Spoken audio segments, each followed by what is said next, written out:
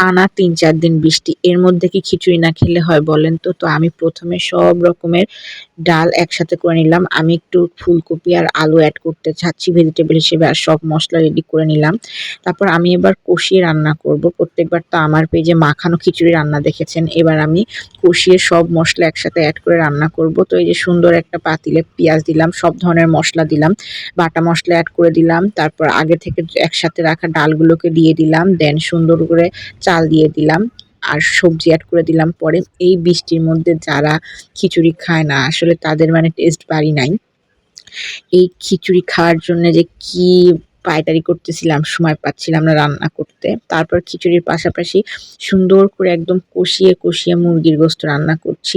মানে বৃষ্টির মধ্যে খিচুড়ির স্বাদ দ্বিগুণ বেড়ে যায় যদি সাথে থাকে আমাদের মুরগির মাংস।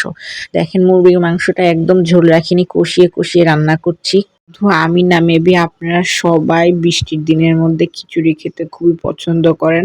আর সাথে তো গোশত বা ডিম ভাজি থাকলে কথাই নেই। তো আপনারাও কিন্তু আমার এই রান্না যার ভালো লেগেছে অবশ্যই কিন্তু কমেন্টে জানাবেন কেমন হয়েছে।